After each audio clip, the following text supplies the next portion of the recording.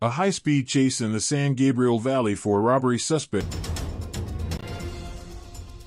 Mark, this is a dangerous one. The driver of that SUV wanted for burglary. This was on the freeway for a while and has now exited the 60 freeway, and the driving very erratic at high speeds between 70 and 90 miles per hour on surface streets through this residential neighborhood. LA County Sheriff's Office has pulled back, but you can see the airship is right over him, calling it out. They're tracking him with some type of a low jack device as well, so they don't lose him. But in any event, they just can't keep up with him on the ground. The driving very dangerous. We only know of the driver at this point on board, and if we get a close look, you'll be able to see some damage on that driver's side. So we already know of at least one collision, and at the speeds and behavior that we've seen here, it is very likely at approximately that somebody 5:40 could get hurt p.m. here. You can see him cutting through this The gas suspect station was driving a dark-colored Mercedes SUV on freeways in the El Monte area and later entered Interstate 10 in East Los Angeles during rush hour. At times, the suspect was traveling at speeds exceeding 110 miles per hour, erratically weaving between lanes with other vehicles nearby before misleading authorities and escaping. Continuing now without anybody behind him, but still driving very, very recklessly. These turns appear to be very random, very sudden, and almost like he's looking for a place to hide out. You can see him now right over the curb there. A very weird move here. Looks like there's some smoke coming from under the hood. He's going to tap that vehicle, looks like, and maybe get out of the car here. They are trying to basically get units into the area, but right now only that sheriff's helicopter overhead, Mark and Colleen. All right, the erratic nature of this driving is what's really frightening, and the fact he just went past a pedestrian there. This is a residential neighborhood. If you're in this neighborhood, I'm not sure if the map information is correct, but try to, if you're in El Monte, just stay indoors, stay off the street. This guy is flying down these streets. He's barely able to keep control of the vehicle, and he's running red lights, running stop signs. So be very careful if you're in this neighborhood. Again, you mentioned that the ground units have been pulled back to try to slow him down. Any indication they might be re-engaging, given the fact that that doesn't seem to have worked? At the speeds he's going, it's highly unlikely, although it may be a situation here where he puts himself in a position where he gets back on the freeway, and that will change things once again. In fact, highly likely they may eventually hand this off to California Highway Patrol. But once again, we are now a bit north of where this started on the 10 freeway now, westbound 10 freeway, where he is booking it upwards of 110 miles per hour, holding that number 5 lane there, now riding the shoulder, going around anybody in his way. They are tracking him from above, but at these speeds, you will not see any ground units get too close to him. The driving, way too reckless and way too fast, especially with all of this rush hour traffic that he's encountering now, coming up on Rosemead here on the 10 freeway, weaving in and out of traffic. Again, that is a Mercedes SUV. Not sure if the vehicle or if it's stolen, but it is a burglary suspect that they are chasing, and we believe. Sorry for the picture freezing there. We're having still some doing close to 100 miles per hour, Mark. Yeah, Chris, we are having some transmission issues, but again, dizzying speed. This driver is absolutely cooking on these freeways, and of course, you kind of are happy if it gets to the freeway, but boy, right now, I would not want to be on the road. It's sort of, you're holding our breath here, thinking that what is going to happen? I just wish this driver would pull over. Everybody is holding their breath. There's just way too much traffic for him to continue to navigate all of these lanes here, weaving in and out, using everything, including the shoulder at his disposal here, and he is still committed to the 10 freeway. So westbound 10 freeway, as we make our way, we're going to be here. We're going to be coming up on Rosemead now. We're just past. That was Rosemead Boulevard. So we're just past Rosemead Boulevard as we get in towards Alhambra, continuing to drive around all this traffic. Most of the traffic is on the eastbound side, but you can see still plenty of cars. In fact, just enough traffic that it's so dangerous, except there's plenty of road still for him to step on it. He's flooring it. down the 10 freeway right now at speeds only about 85 now. I say only because he was doing about 110 just a minute ago. And you can see the erratic driving continuing, showing signs of getting off. Now back over the gore point and continuing to push the pedal to the metal here, guys. This is very dangerous, but under the circumstances, this is where law enforcement would prefer to see this guy burn as much fuel as possible on the freeway instead of through those residential neighborhoods like we saw just a few minutes ago. He was doing upwards of 90 miles per hour on surface streets. Now getting off at Ramona Boulevard here, looking for a random place to turn into. But you see, he keeps hitting things. He keeps hitting the curb, running up on curbs. We know of at least 1 or 2 separate collisions already. What you don't see here is any black and white units getting too close just yet. They're relying on that helicopter right there to call out his position until he starts to slow down or show signs of maybe looking to dump the vehicle. Yeah, let's try to orient ourselves a little bit if you can. You said it's Saxon and Jackson Avenue. He seems to be changing direction and moving here pretty quickly, so it's hard to tell. But have you seen any indication of pursuing officers on the ground? Is it only in the air at this point? The CHP? Yeah, one block over. If you saw right there, there's about 3 or 4 units keeping their distance, but they are behind him. They're following him, but technically this is in surveillance mode. They are not coming up right behind him. That's for several reasons. A, they don't want to antagonize him because the driving is so dangerous, and also they don't want to create an additional danger for all of the other motorists and pedestrians on the road. You see, he got off there, now back on the freeway, and we're going to start to see this pattern continue, I think, as he just looks so desperate to just try and either, he's not going to get away per se, but he's trying to take this as far as he can until he finds a spot likely to dump the vehicle. In any event here, you can see he's once again going about 90 miles an hour. You'll see those units behind him, again, quite a distance, likely getting on the freeway right now. Those are LA County Sheriff's units, but California Highway Patrol also monitoring this pursuit. Yeah, absolutely. I think all of the multiple agencies are following this pursuit. Again, it's happening right now in Alhambra. Again, we are on the 10 westbound. This driver is one that makes everyone nervous, splitting lanes, going so fast. And we were talking about it earlier. It's amazing. It is 5:37 and there isn't a lot of traffic on the 10 west. But again, it's only a matter of time before they will hit a heavy flow of traffic, Chris. And this is, again, a burglary suspect. And we believe that they are just a single occupant inside this vehicle, and they just absolutely do not want to be caught. Yeah, and it's a combination of the speed of this car plus the fact that it's got some ground clearance, so he can kind of go over the curbs and the different things and not be stopped as another vehicle might. So that is an unfortunate fact for the pursuers, although you know that the CHP and a lot of other police agencies at this point are using SUVs themselves, so there is that. But it does add to his mobility.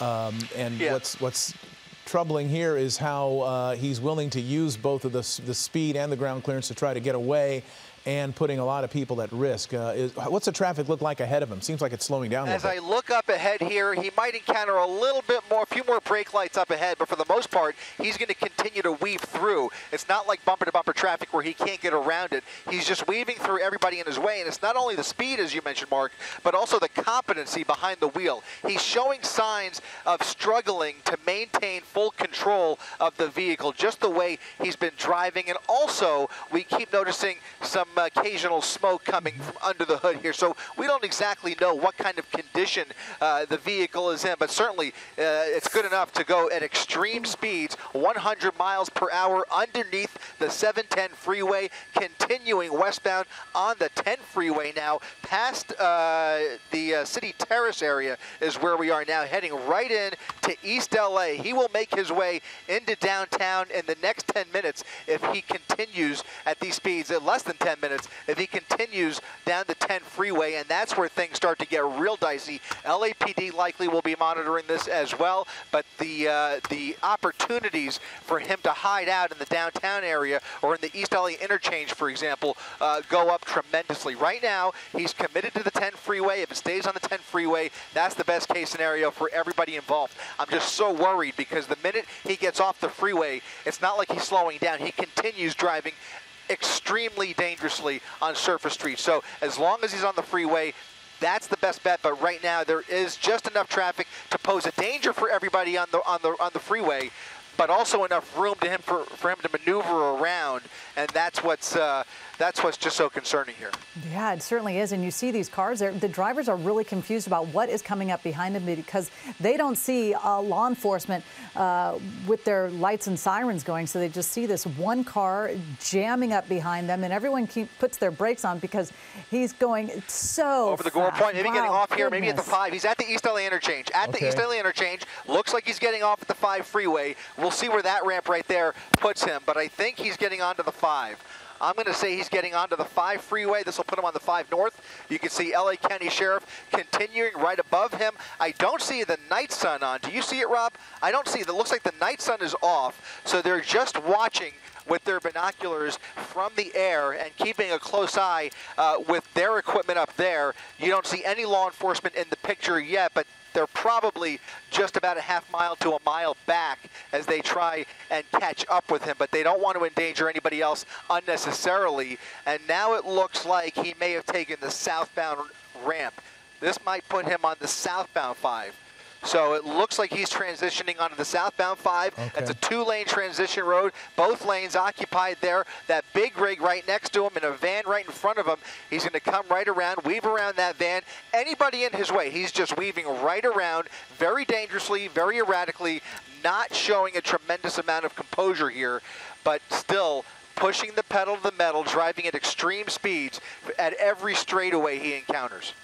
And this, again, is a burglary suspect. He's driving a Mercedes-Benz SUV. We don't know which model. Dave Coons, if you're watching, maybe email me what you think it is. It's hard to tell from the air.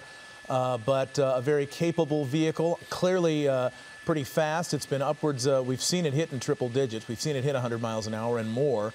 And as he's weaving through the traffic here, really dangerous here. 10 but freeway. Looks like he's committing to the 10. Okay. So he's in the smack dab in the middle of that spaghetti string of freeway in the East LA interchange. He had an opportunity to get on the 5 freeway. It looks like he's staying on the westbound 10, and that'll take him, if he stays westbound, that'll take him right into the Fashion District, and we'll see if he. Again, if he stays on the freeway, or if he is, if he's experienced at this, like so many of these guys are, there are opportunities across downtown LA to hide out and lose the police if you know what you're doing. And that's what we see so often when pursuit drivers who have that knowledge get into the downtown freeway. They know they have helicopters overhead. They know that they're driving fast enough where they're outrunning the ground units, and then they start to use those tall buildings in the downtown area to try and hide out. Lots of parking garages, lots of underground parking, you name it. Still on the 10 freeway, continuing westbound as he makes his way towards downtown LA. All right, and the traffic, as you see, is getting thicker. You make the wrong decision about which freeway to take, and you are suddenly in bumper-to-bumper traffic at this time of the night. Depending on what freeway it is. And looks like it's thickening up even more as we speak. He may make a decision as to whether to stay on or to get off or to continue weaving as he has been doing. But again, there are no pursuing officers on the ground close enough behind him to cause him to speed up. He must obviously know that he is still being pursued from the air, and that may be the reason for the continued erratic driving here. This is a burglary suspect. One wonders if there is something else in this person's background that is making him decide to make this sort of a dangerous run to try to get away from police, or if it's just recklessness that the recklessness alone is the reason for his attempts to evade in this fashion. Yeah. But look at the traffic now. Yeah, Mark, now that he's downtown, you can see traffic is slowing down quite a bit.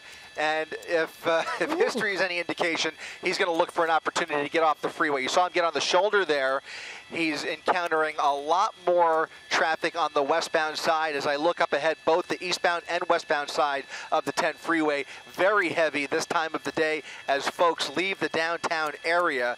And you can see he's now getting all the way over to the left lane. So he doesn't actually seem like he wants to get off the freeway. He'd rather just weave through all of this other traffic here. But as we've seen in the past, He has no problem bumping into other vehicles, driving over curbs, you name it. He is just desperate to continue this joyride, as he now found an exit ramp that traffic was just too much, and as I suspected, he's getting off now at Central Avenue. So too much traffic on the freeway. We find ourselves, unfortunately, back on surface streets, not exactly a residential neighborhood, but still, as he makes his way south now on, that's going to be, I think, Naomi Avenue that he's on.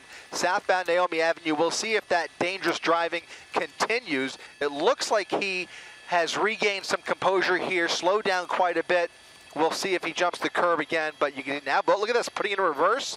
What's he going to do? Maybe trying to squeeze through these two cars. Look at that, right through those cars, and now making a U-turn, heading back towards the freeway. Too much traffic on the freeway. He decided to get off. I don't think he's going to get back on because he knows about all that traffic. Instead, he's going to take this into the Skid Row area if he continues northbound here.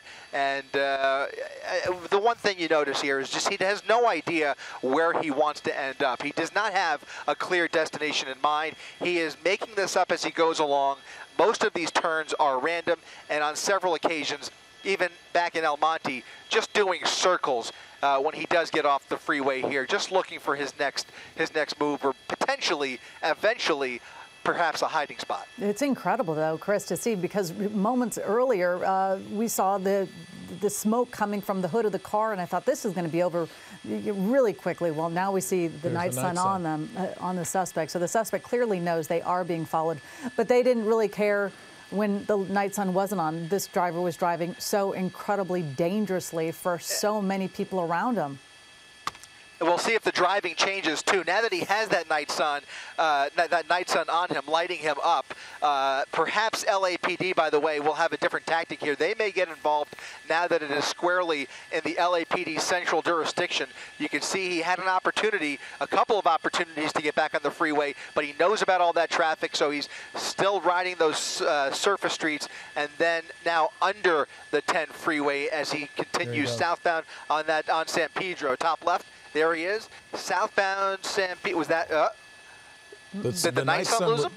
The night sun lost him. I think he's under the overpass. He may be under that overpass. I think the sheriff's department may have been fooled there, because I think, and we've seen this so many times, guys, they find an overpass on Washington. I'm told he's on Washington. On Washington, we're going to, okay, so he's a block south, now making a right turn. I think he fell back there a little bit. Now he's making a right turn onto Washington Boulevard off of San Pedro Street. A little less traffic. I'm not sure if that's him, Jay. I don't know. Let's look for the damage. Let's see if he had damage on the left side. Here. We'll try and find. Let's get on the south side. I don't think that's him. No, that's not him. The night sun is left. The last time I saw him was under the overpass. The night sun kept on going south of the overpass, and this is how it happens. This is how it happens. So they're saying that is him? They're saying it is him at the red light. He stopped at the red light back on Washington. Oh, no, still southbound on San Pedro. Is that him? That might be him. One of those two SUVs. It was a Mercedes SUV. That's not that one. I don't see any damage there. The sheriff's department is saying that he has stopped at a red light on San Pedro in this area, and you can see they are pretty convinced because they have that night sun lighting up all of these vehicles. But unfortunately, from this angle, a little difficult to make out that black Mercedes SUV. At least it's not jumping out to me. I'm not sure if you see it, guys, but this is the intersection that they believe the suspect has come to a stop at in this traffic. I don't see him. I got to be honest. I do not see what they're seeing. You know what I see? I see a lot of black SUVs. Know, exactly. I see a lot of black SUVs. And it's hard to tell from our vantage point which one is which. This guy hasn't stopped for a single red light the entire time we've been covering this. So it would be very strange if that was him down there stopped at a red light, unless he was trying to blend in with other traffic. You read my mind, Mark. That's exactly what I thought. And the last clear visual I had was under the overpass. I think either way, he definitely came to a stop under there.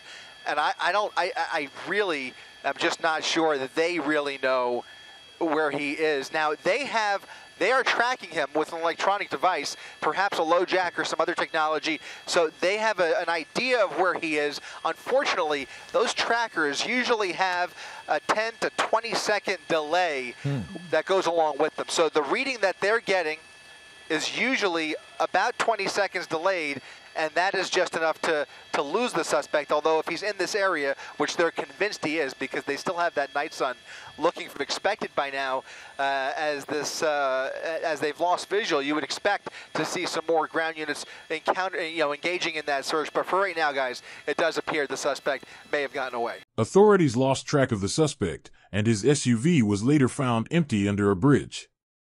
The driver, a suspected carjacker, had thrown the vehicle under a bridge on Highway 10 after a high-speed chase.